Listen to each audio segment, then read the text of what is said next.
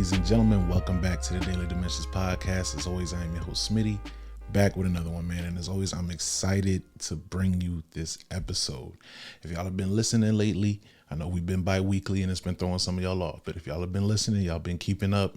I've been making a real effort to be more authentic with the episodes I put out, to try and be more transparent, because there's a lot of things that I navigate through, deal with, and just am handling and working through.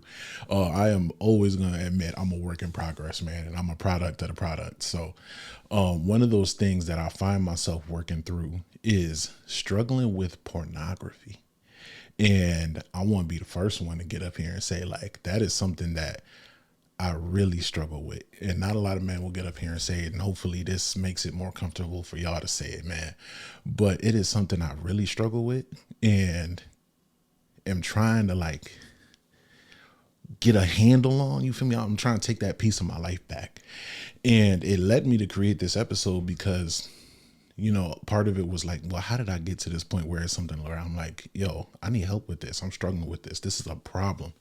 And then it led me to examine the world around me. And it's like, man, you know, I'm not the only one with a problem. And it's very easy to end up with a problem like this because the world has shifted in such a way where sex is in everything, you know, whether it's TV, movies, your school curriculum at this point. It's June now. We in Pride Month. There's a lot going on, man. Sex is in everything, and it's something that's hard to avoid. And unfortunately, if you're not exposed to it the right way, if you're not taught it in the right way, if it's not introduced to you in the right way, and you're left to just figure it out on your own, 9 times out of 10, 10 times out of 10, you're going to end up discovering sex in a way that's not healthy for you, and discovering it in a way that leads to probably further issues or things that you don't even know are happening because you've been taught to believe, or your experiences have led you to believe that the way you're experiencing sex and your expectations around sex and your desires around sex have been normal. And just because something is common doesn't mean it's normal. And just because something is common doesn't mean it's right. And I want y'all to keep that in mind as we continue to explore this just conversation around sex and pornography, man, and the ups and downs and everything in between. We're going to get into masturbation too, all of that. So if this episode makes you uncomfortable, leave now. I'm sorry, but we getting into it. I told y'all we're going to be more and more authentic. This is a part of that. So checking in with the notes, one of the first things I want to get into is how pornography shapes the expectations we have of our partners and how our intimate moments are lived out. And I touched a little bit on this in a previous episode called The Internet Ruined Our Sex Lives. If you haven't listened to it, go back, tap into it. We was real on that one. I guess you could kind of say this is a part 2 to that. I don't really know. If y'all call it a part 2, I'm not going to be mad at it. But here we are, like it is what it is at this point. But this is just me being authentic. And the problem with pornography is you look at it and it creates an expectation. And then you think that your sexual experiences should be what's portrayed in what is, quite honestly, people acting out something. You know, there's multiple takes. There's a bunch of stuff being shot in a day. There's people just doing whatever comes to their mind. You doing whatever the director tells you to do. Like, it's when you really in it, like if you hear people talk about it who have been in pornography and then have since left it or been delivered from it, like it is a very uncomfortable thing. And most of them do not enjoy it. But we as a consumer are like, oh man, I'm trying to be on that type of time. And the whole time the people who are on that type of time hate everything about it and don't necessarily enjoy it. And especially the woman in the industry is some of the most uncomfortable experiences. And there's so much that you just get taken advantage of and all these different things. But us as consumers, we're like, oh man, yo, I'm trying to be like this person. I'm trying to be like that. You feel me? Like, I wonder what that's like. You know, the Tiana Trumps of the world and the thick Daphnes of the world. We throwing names out today, the Pinkies and all of that, all of them, man. And unfortunately, we take what we see there and superimpose that on who we are now finding ourselves to be intimate with. And that's not fair to that person, because that's an unrealistic expectation. But not just with pornography, but things we see subtly in the world, whether it's a movie and you're like, oh my God, that was just so romantic, I wanted to. And again, that's a movie though. You feel me? And now our expectations around sex have been shaped by everything around us, and not from whether it be God's word or who actually taught you sex. Like, the world is teaching us sex before anyone else teaches us sex. And that's a dangerous place to be. And I talked in that episode about my experience the first time I ever watched porn and how it shaped my mind, man. And it's just been a downward spiral from there, because I was introduced to sex before my parents introduced it to me. So by the time they were trying to talk about birds and bees, I'm like, you a couple years late, my brother. You a couple years late, sis. Like, it's too late. I done seen too much. I'm scarred for life now. Now I got a taste of something that I can't satisfy.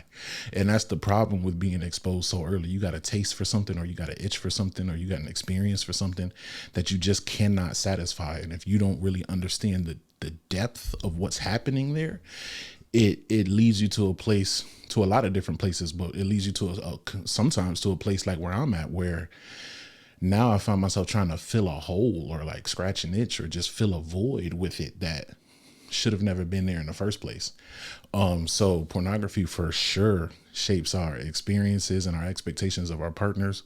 But what's even worse is that as this becomes more and more of a thing, as, like I said earlier, sex is everywhere, as much as it's pushed in movies and TV, television, commercials, the internet, Twitter, dangerous place to be. Twitter, dangerous place to be. Tumblr, if you used to be, I was never a Tumblr person, but I have a friend who was on Tumblr and it was terrible. Like, it was a lot. But if you're even just a kid with access to the internet, like anybody with a cell phone, like, it's there and it's in your face, man. And it's rough, because now that it's so normal, we've become comfortable sharing these pieces of ourselves that we shouldn't be sharing. And now when somebody's horny, the whole internet knows you're horny. Anybody got them people on their timeline? I'm gonna talk to this camera. Anybody got them people on their timeline that anytime they lonely and need that itch scratched, anytime they feel it horny, anytime they got the urge, they in a dry spell, they roster getting short, they post a picture of somebody doing something and it'll be like mood, or it must be nice, I'm trying to see what that's like all these different subtle ways we just want to tell the world that we want that itch scratched, that we want some sex. You feel me? All the different ways we tell the world that, and we think we being subtle, or we trying to keep a certain level of class when we say it. Like, you're doing the same thing. You might as well have just got on the internet, typed it in your story, and said, I'm horny and I need some right now. You might as well have just did that, because, like, what are we doing? You know, when women will post a picture of the girl with her feet in the air, and you see the top of the man's head and he doing something down there, and they be like, we find different ways to be doing that. And y'all need to chill, dog. It used to be, y'all remember when the internet didn't have so much sex on it? Maybe I'm just dating myself, but y'all remember when people had privacy? Y'all remember when people like kept things to themselves and there was a certain level of discretion? I don't know. Maybe I just remember a different time in life, man. But in no way, shape, or form do I need to know where your sex life is at. And whether you getting a lot, or you getting a little, or you just in the mood.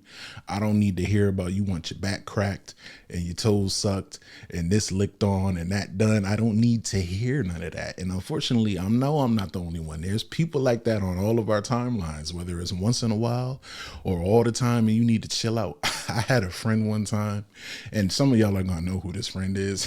And it's funny now, but at the time, like, you go on Twitter and every time somebody likes something, it pops up on your timeline, and it's like, bro, stop liking these porn videos, bro, because now they on my timeline. You can't even open, if you're someone who really be on Twitter, you can't open Twitter in public because you never know what you're gonna see. And that's a problem. Like, the fact that it's progressed that far to the point where there is no secrecy around anything, there's no privacy around anything, there's no discretion around anything, and like, we're living these intimate moments of our life out loud.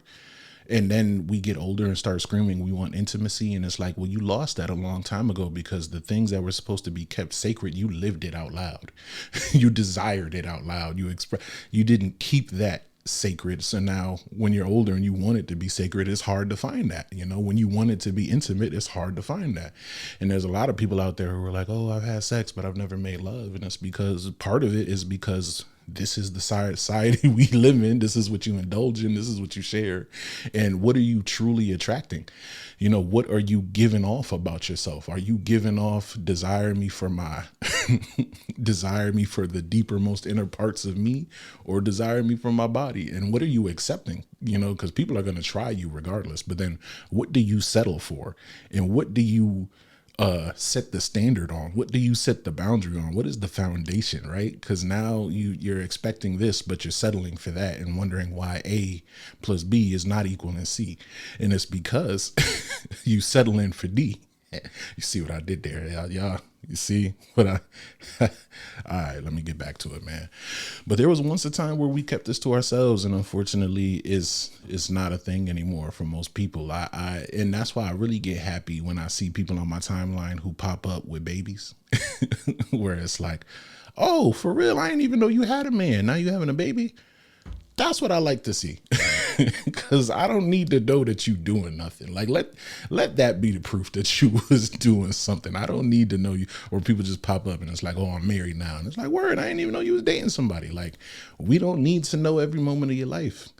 And it's cool to cherish these moments of your life and love these moments of your life and capture these moments of your life. But capturing these moments doesn't mean share it on the internet. And we got to get away from that. Not everything that's happening in your life has to be shared on the internet. And I don't know when we cross that line of, if it's happening to me, the world needs to know about it. If I need to vent, it has to be on the internet. We got to find healthier ways to go about these things. But before I get off topic, porn is superly normalized now. And like we mentioned, it's everywhere. But I think now we keep getting into more and more dangerous territory. And we find ourselves now in a space where not only are we consuming pornography, but we are now the ones creating pornography. It used to be a thing where we would consume it, like you get your Playboy magazines, and the magazines went from magazines to VHS to video to internet. Now we're the creators. Now we're the ones. Now we're the OnlyFans creators. Like, OnlyFans has taken that to a whole nother level. And it's unfortunate because if you are from any city big enough, somebody in your city who is dabbling in OnlyFans. Somebody in Connecticut is a small enough state. Somebody dabbling in it. Someone who said, F it, I'm gonna sell feet pics, and feet pics turned into everything, and it's to the point where we've accepted it to be normal, and it's sad. It's genuinely sad, not just from the consumer standpoint, because I'll be the first to say I've been a consumer of these things, but from the creator standpoint, I really had to sit there and be like, man, like, how much has the world shifted in this direction that women and men are like, you know what? I'm gonna just start selling my body on the internet. Because if we being real about it, if we being real about it, at the end of the day, you're selling your body on the internet. You're making money off of your body in a sexual way that just isn't correct. And if you grew up and said, yeah, I'm gonna be a porn star, like as a kid, if you said, yeah, I'm gonna do porn, you would have never thought that of yourself. But now here we are in 2023, and everybody seems like they doing OnlyFans. Like, and then you see the money made off of it, and they're like, oh my God, I want to do it too. And now it's like this desire for money, this love of money, this lust for money, and a special life and a different life and a bigger life has people compromising their morals and standards in a crazy way. There's people that I never in my life would have saw them in that space, and now they're in that space. People with degrees in that space, people with reputable jobs, people in professions similar to mine in that doing that kind of thing. And I'm like, hold on, what's not adding up here that you just gonna throw away everything? Is times that hard? And then that leads into a whole nother conversation of how much do you really trust God to provide for you? Because you know I'm gonna sprinkle Jesus and everything, and we got a verse for you later. But how much do you really trust God to provide for you? Yes, you have to do your part, but if you have to compromise who you are, if you have to compromise your faith, if you have to compromise your beliefs, your values, your morals, your standards, your expectations in order to make some money, you in a dangerous place, man. You in a dangerous place. And there's something deeper there that we really have to address. And there's a lack of trust and a lack of faith in God that leads you to a place like that, man. Because I understand times is rough. If I could show y'all my bank account, I would. It's minimal, but times be rough. But my bills get paid on time because I'm trusting in God, man. I haven't missed nothing yet. But to compromise yourself that far. I remember having a conversation with somebody close to me, right? And they were talking about how somebody who they work with, someone who is a superior to them or a coworker to them at an internship, does OnlyFans and sells feet pics and has a husband. And in so many ways, I was against that because I'm like, one. And then their argument was, oh, it's just feet and they make good money and it's just feet. They don't even know it's me. They don't see my face. It's okay. And like, no matter how much we try and make that okay, there is nothing okay about that, because at the end of the day, as much as these people may not see your face, the reason they want to see your feet, the things they're doing with pictures of your feet, the lifestyle that they're living, that you're feeding into and participating in, you're a participant in their lifestyle and profiting off of it. And that makes you just as wrong as them, because you're feeding into this sinful nature of these people. You're feeding into this lustful nature of these people, and you're a contributor to them walking in that sin and them walking in that lack of discipline, that lack of self-control. You're a participant in them walking in sexual immorality. And anyone who is helping somebody to live a worse life is just as wrong. You feel me? The person selling the drugs is just as wrong as the person getting hooked on them. You know, if you want to, like, that may not be the best analogy, but you're both wrong in the situation. You shouldn't be out here dabbling in some crack, and you shouldn't be selling it. You feel me? Like, it's a lot happening there. So yeah, and then to do that and you're married to your husband, like, as a man, I couldn't accept that, because that shows just and again, 2023, everybody thinks differently, but like, that's such a pure lack of respect for the relationship you have. And then as a husband, how do you allow that kind of thing? And yes, I use the word allow. So what? But that's just crazy to me, that like, I would never want someone to experience any piece of my wife in a sexual way other than me. Even if it is just a picture of her foot, that is crazy. And to like be an active participant in it, you feel me? That's crazy to me. And then it's like, where are we going as men? Where are we going as leaders? Because a lot of this stuff is our fault too. We're supposed to be leading in a way that makes this not a thing, and we're not. And we're compromised in so many ways, and we lack self-control because we're letting our flesh take over, and we're letting these things just lead us instead of being led by morals, principles, and values. A lot of our morals, principles, and values get compromised when we start chasing things that feel good, whether it's money, sex, experiences, just chasing happiness, chasing what makes me all right, you know, and we start chasing feelings and experiences. And in the effort to chase a feeling, we end up losing who we are. And now we look down the road and it's like, dang, I wonder why my life is like this. And why didn't this happen? And it's because you compromised who you are to chase a feeling. And that's sad. You feel me? And I don't want to continue to be in a space where I'm compromising pieces of myself to chase a feeling, you know, because like, as I mentioned before, I struggled deeply with pornography, and I told y'all the first time I ever watched porn was as a kid. First time I ever masturbated, I was in 6th grade.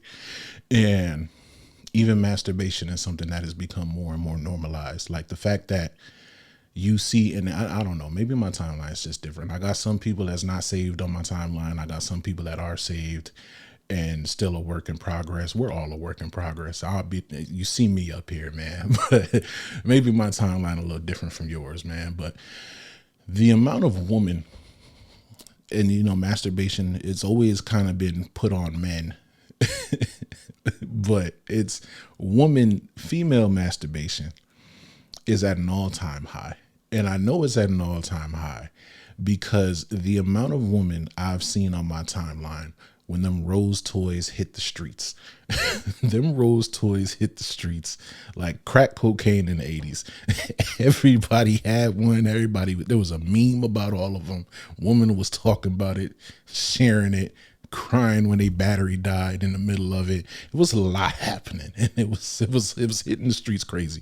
And the amount of people I knew personally that was sharing that kind of thing on the timeline, even if they didn't even say nothing, they just would take a picture of it and put it in their thing, or it'd be a picture of the Rose toy and a blunt next to it, all types of stuff on the time. And I'm like, we don't need to see that. Like, if that's what you finna do, I can't stop you from to go do it, but like, we normalizing it. And then there's conversations about it. There's language around it. There's dialogue around it. And then the more and more we see, in the same way, let's frame it like this. Let's bring it full circle.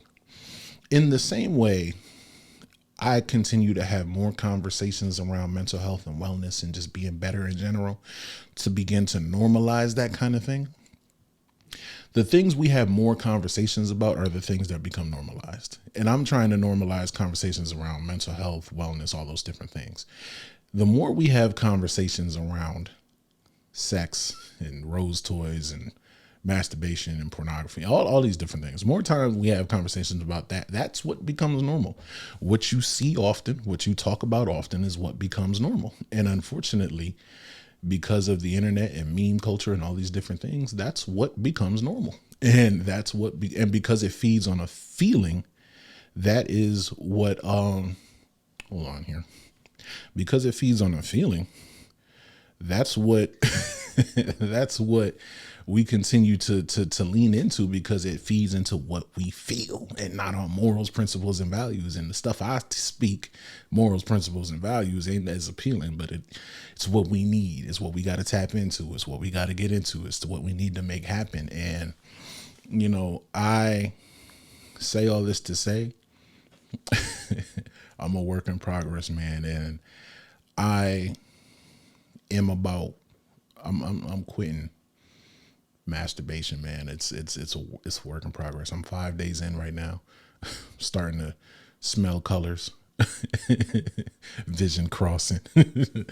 But I'm happy, man, and I'm realizing that, for me, I'm a very God-led person. For me, I realized that it was affecting my relationship with God, because it became an idol for me.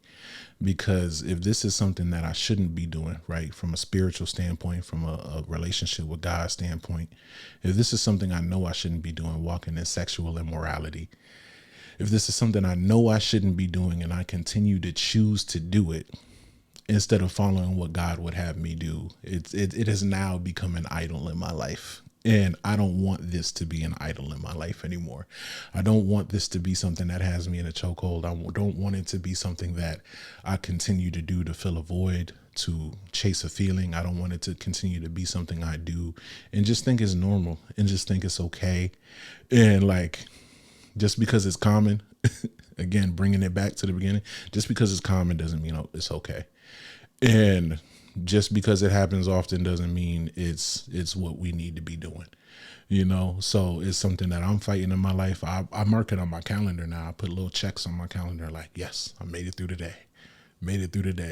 And pretty soon I have an accountability partner in mind that I want to reach out to, so keep me accountable and tell me to reach out to them. But having people like that will help you walk through those moments in your life, that will help you stay on the path that you want to stay on and not question why you're doing what you're doing and not question your belief system and try and just steer you towards their values, but help you stay on point with yours. Those are the kind of people you need in your life, man. And those are the kind of people that I'm blessed to say I have in my life, man. And if you don't got them people in your life, please find them. And if I can help you in any way, y'all always know I'm here, man. For the people that do reach out to me, I appreciate it, man. But I want to drop a verse with y'all. It's 1 Thessalonians 4, chapter 4, verses 3 and 4, because we talking from a spiritual standpoint. This is what I go by. It may not necessarily be what you go by, but let's talk about it, right? 1 Thessalonians chapter 4, verse 3 and 4. Bong, let's get it. And it says, God's will for you is to be holy. So stay away from all sexual sin. Then each of you will control his own body and live in holiness and honor. And verse 4 is what really gets me. Then each of you will control his own body. And when we find ourselves in a space where these urges, these desires, this itch we got to scratch is leading us and not our morals and values and principles and beliefs, then we are in a space where we are not in control of our own body. When those urges start winning and not what we know to be right and what we know to be true, we are not in a space where we are in control of our own bodies. And that's truly what it means, in my opinion, to be in control. A lot of times we desire control, and control to us means we can do whatever we want. But real control is, yes, we can do whatever we want, but I'm still going to hold myself to a higher standard. I'm still going to say no to certain things because that doesn't align with who I'm called to be. That doesn't align with my purpose. And that's what real control is. Not I can do whatever I want and things submit, and I submit to things. Things have to submit to you. Your flesh has to submit to you. These thoughts have to submit to you. These urges and feelings have to submit to you. And that's the real control. That's the real power in it. That's the real beauty in it. And I pray that we all get there, man. And I'm a work in progress. Again, I say, I'm good at it in some areas of my life, but this one right here, that pornography, masturbation, that's a struggle, dog. That's a struggle. And I'm working on it, man. I'm gonna get there. I'm changing the conversations I have. I'm changing my mindset. I'm trying to do different things. And I really hope and pray for everybody like that. Just because this is what we see in the world doesn't mean that that's what you have to become, and that it's okay to be your own person, stand on your own too, say no to these things, not be a product of the world. And it's okay to love God and love God out loud. and it's okay to live to a certain standard. And even if you fell deep into it like I have, it's always okay to come back and get right again, man. And I'm here to say, yo, I love you. I appreciate you. You are not alone. Clearly, I'm not the only one who deals with this or struggles with this, but we will get through this. We will make this happen. And anything that you once thought was normal, test it against the word of God and see if it lines up. And if it don't, a change needs to be made. So I love y'all. Until next time, this is Daily Dimensions. Like, comment, subscribe. Peace.